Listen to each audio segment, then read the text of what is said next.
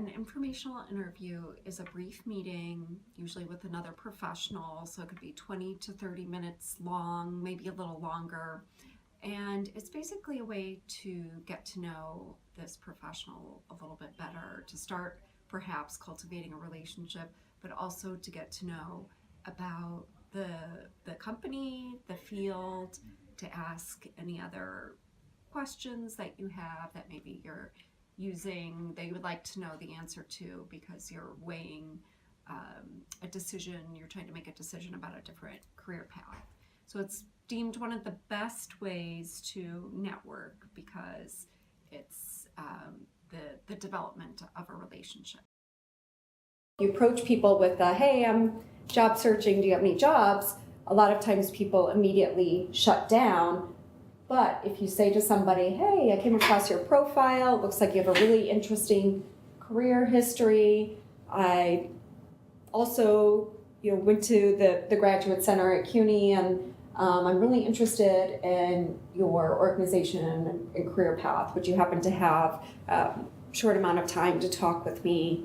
And I would be very appreciative.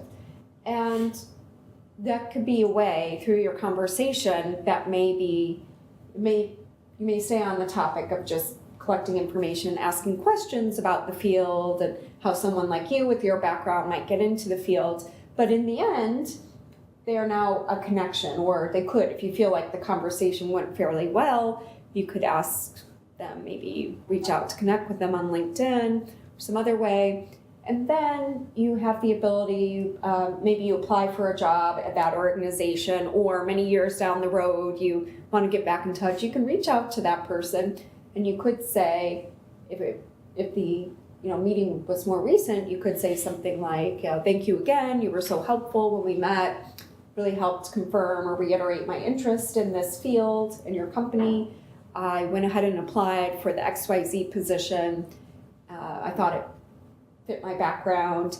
I'm really excited about it. Please let me know if there's a better way to go about this process. And that way you kind of put the ball in their court, and they can decide, are they going to help you out?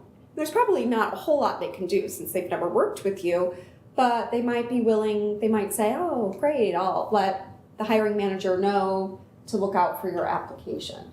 And that way, then if the applicant tracking system never picks you up, like say there's some keywords and for some reason you didn't make the cut, and sometimes that's a huge mistake, right? Because there were certain parameters put in and it's cutting good people out, very skilled and experienced people. Then now this hiring manager still is going to take a look at you because you've landed on his or her desk. So informational interviewing can lead to that. But it is a great way to gather information. And sometimes the person will automatically start talking about jobs. I mean, ultimately, they know that's the underlying reason you're there, is you're thinking about jobs. You could even say, I'm in the process of, I'm going to be graduating, or I just graduated, so I'm in the process of thinking about my next steps in my career. It can help you get the latest information. So sure, online you can get lots of great information, or the Vault career guides give you good information. But when you talk to somebody in the field, they're going to be able to tell you about what they see, trends that are happening right then and there. Maybe with everything going on right now that's had an impact on their field, or maybe they have advice about a new area which you had never heard of or thought of. So this is another really good reason to conduct informational interviews with people. And it's also a good way to get some feedback. If you feel like the conversation went well, you could always say to them, thank you so much, you've been so helpful. I've gotten some general feedback on my resume, but I'm wondering if you have any time, if you could give me some quick industry level feedback. And then they can, there's not a lot of hard and fast rules about resumes, but there can be differences from field to field.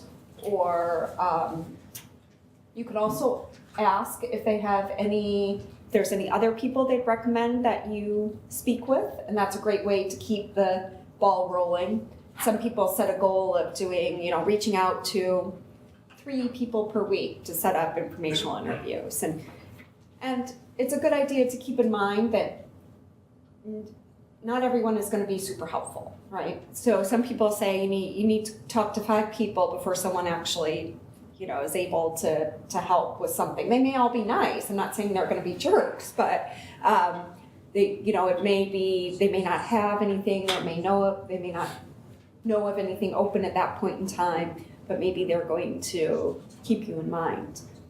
I have one of my favorite stories about networking and keeping in touch with people long term was there was this one woman who had this dream job, and it was at a small department in a large organization, and so there were only like maybe 5 people in the department.